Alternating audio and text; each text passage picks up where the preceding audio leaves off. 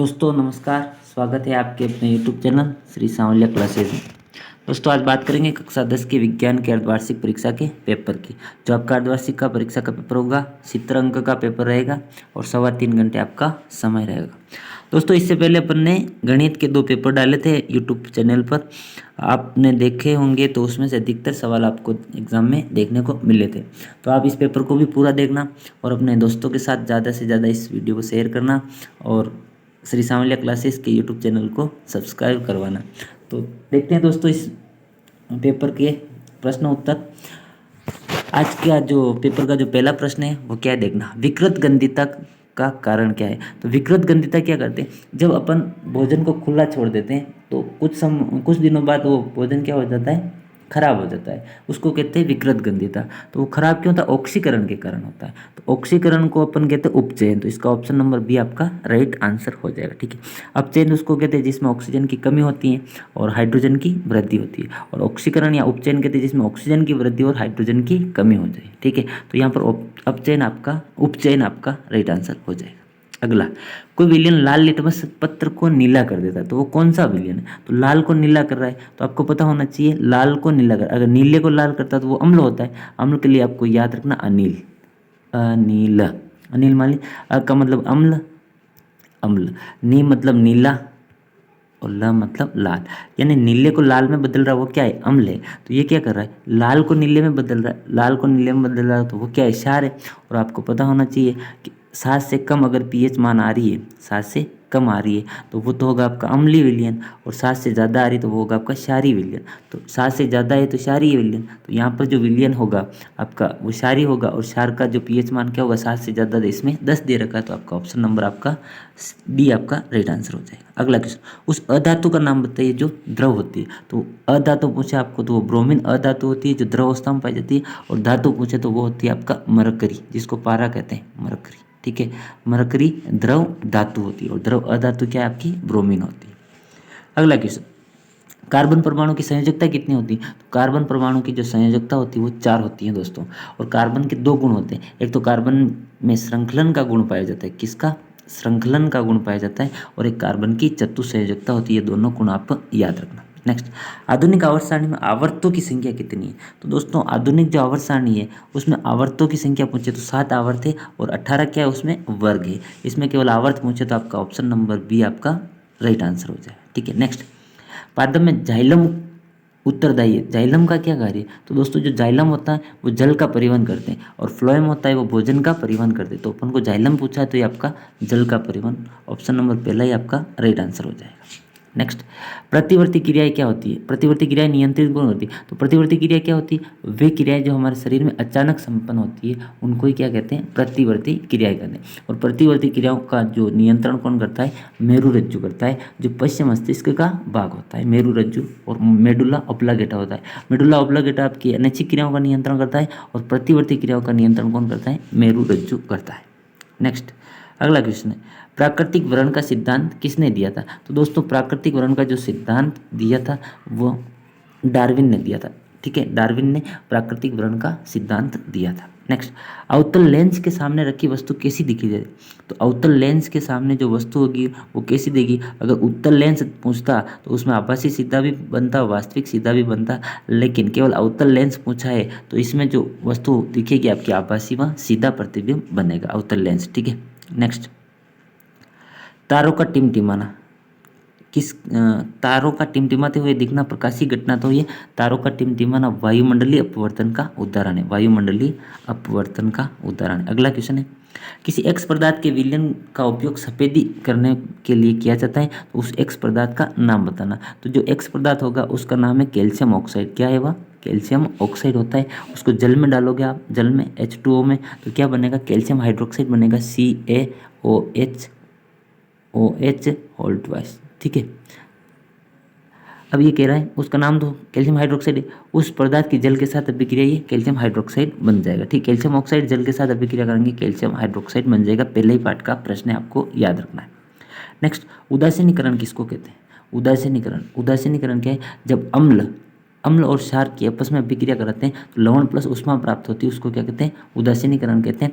और उदासीनीकरण का समीकरण बताऊं मैं, जैसे रासायनिक अभिक्रिया HCl हाइड्रोक्लोरिक अम्ल, और ये बनेगा आपका NaOH, आपका क्षार, ये क्षार ये अम्ल, दोनों की अभिक्रिया कराएंगे तो ये बन जाएगा आपका NaCl, नमक बन जाएगा प्लस उष्मा प्राप्त होगी। ये उदासीनीकरण का रासायनिक समीकरण याद रखें। दो संश्लेषित सूचक के नाम आपको बताने। दो संश्लेषित सूचक क्या होता है, एक तो होता है फिनोप्थलीन और एक होता है आपका मेथिल ऑरेंज। ये दोनों संश्लेषित सूचक है, आप याद रखना, मेथिल ऑरेंज और फिनोप्थलीन।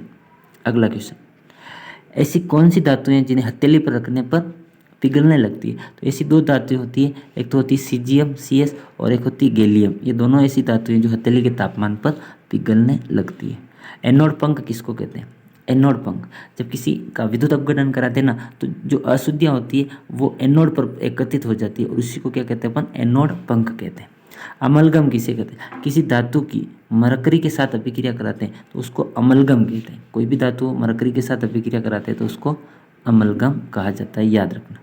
नेक्स्ट, एल्केन का समजातीय समूह वाला समूह, एल्केन का सूत्र क्या होता है, CnH2n+2 होता है, CnH2n+2 एल्केन का, और CnH2n होता है एल्किन का। ठीक है, अपन को एल्केन का पूछा तो CnH2n+2 होगा। ठीक है, नेक्स्ट, एथिन का संरचनात्मक सूत्र बताना। एथिन होती है C2H2 होती है, C2H4। एथिन का सूत्र क्या होगा, C2H4 एथिन का सूत्र होगा। ठीक है, डोबेराइनर का त्रिक नियम क्या है, तो डोबेराइनर ने तत्वों को 3-3 के समूह में बांटा था। ठीक है, जैसे लिथियम, सोडियम और पोटेशियम, 3-3 के समूह में इनको जमाया था।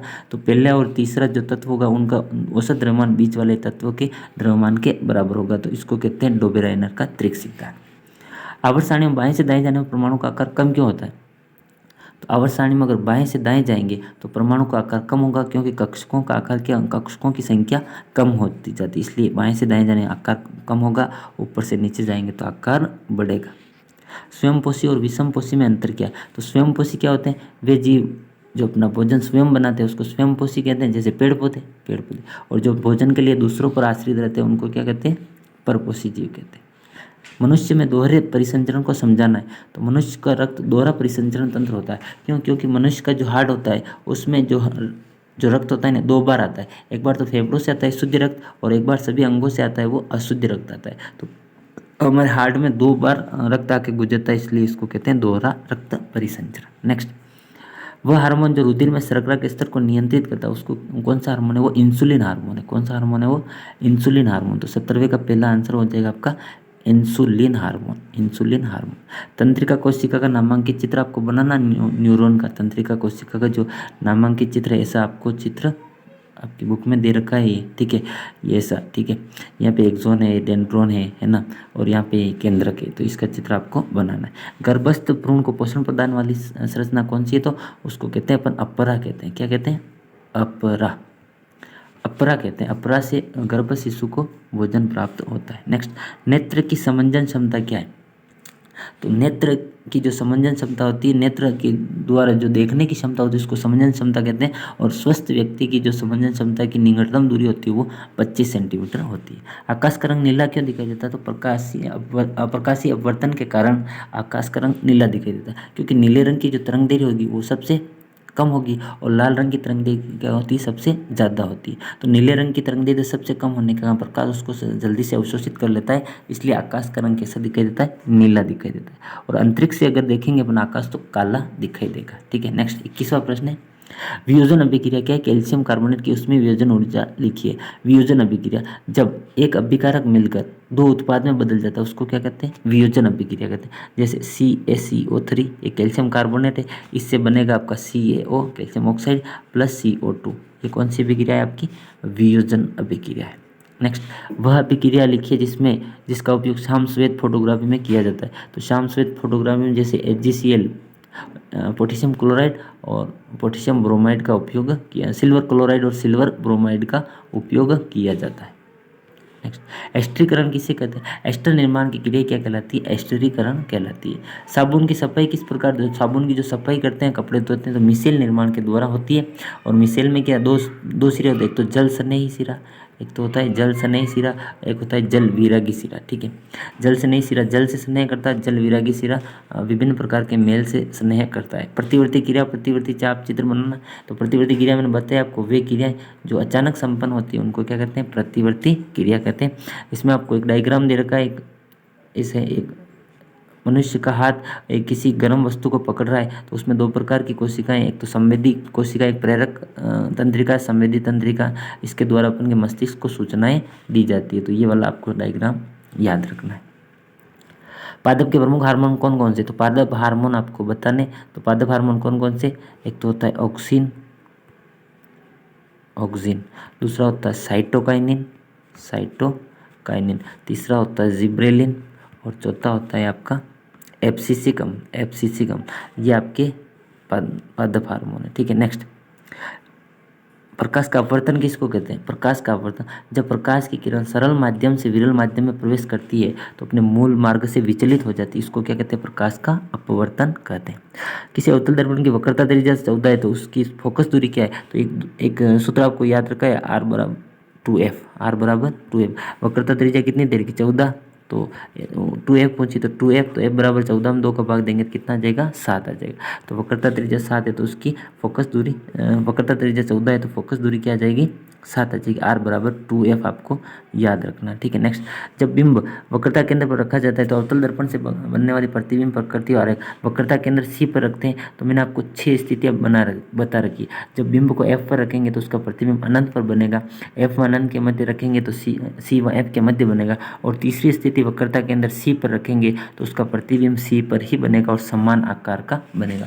बिंब और प्रतिबिंब का आकार क्या होगा, समान होगा। ठीक है, नेक्स्ट, जैव निम्नीकरण, जैव अनिम्नीकरण में अंतर बताना, तो वे पदार्थ जिनका जीवाणुओं द्वारा विघटन हो जाता है उनको तो कहते हैं जैव निम्नीकरण, जैसे कागज है आपका, जो भी पेड़ पौधों की पत्तियां, जैव निम्नीकरण। और जैव अनिम्नीकरण जिनका जीवाणु द्वारा विघटन नहीं होता उसको क्या कहते हैं, जैव अनिम्नीकरण पदार्थ कहते हैं। जैसे आपके प्लास्टिक हैं, पॉलीथीन की थैलियाँ, ये जैव अनिम्नीकरण के उदाहरण हैं। ठीक है, नेक्स्ट, अगला क्वेश्चन, निम्न को सुमेलित कीजिए। ये तो सिंपल सा प्रश्न है, लेकिन ये 5 नंबर का प्रश्न है, आप याद रखना। सुमेलित करना, जठररस का जो pH मान होता है वो कितना होता है, जठररस का होता है 1.2, शुद्ध जल का होता है 7, और रक्त का 7.4 होता है, हल्का क्षारीय होता है हमारा रक्त, और टमाटर का होता है 4.4। तो ये pH स्केल से एक क्वेश्चन आपको दिया गया है। नेक्स्ट, pH स्केल क्या होती है, pH स्केल वह होती है जिसमें किसी भी विलयन के pH का मान का निर्धारण किया जाता है। एक स्केल होती है जिसमें 0 से लेकर 14 तक के नंबर होते हैं। ठीक है,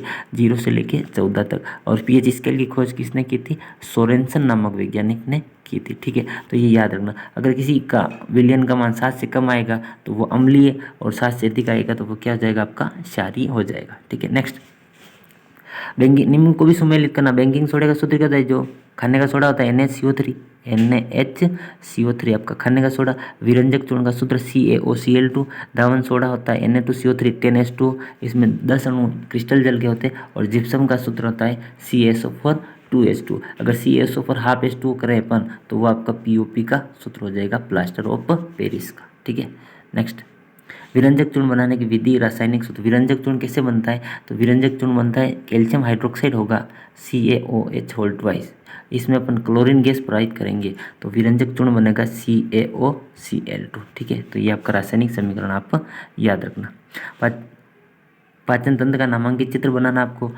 जठर रस में उपस्थित एंजाइम, उनके नाम बताने। भोजन का सर्वाधिक पाचन कहाँ पर होता है, तो सर्वाधिक पाचन तो होगा हमारे आमाशय में, और सर्वाधिक अवशोषण होगा छोटी आंत में। ठीक है, और उत्सर्जन का नामांकित चित्र बना देना। मानव में यूरिया निर्माण की क्रिया कहाँ पर होती है, तो यूरिया का निर्माण ऑर्निथिन चक्र के द्वारा यकृत में होता है, वो आपको समझाना है। ठीक है, और त्वचा द्वारा उत्सर्जित होने वाले 2 उत्सर्जित पदार्थ कौन कौन से, तो त्वचा 2, एक तो यूरिया और एक शर्करा का, ये लवण का उत्सर्जन करती है।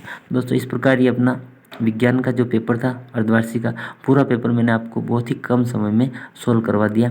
इन सारे क्वेश्चन को आप देखना और अपने पेपर को बहुत अच्छा सा करना। इनमें से अधिकतर क्वेश्चन आपको देखने को मिलेंगे। मिलते हैं दोस्तों आगे नेक्स्ट नए वीडियो के साथ। तब तक के लिए थैंक यू, जय हिंद, जय श्री कृष्णा। अपने दोस्तों के साथ इस वीडियो को शेयर करना।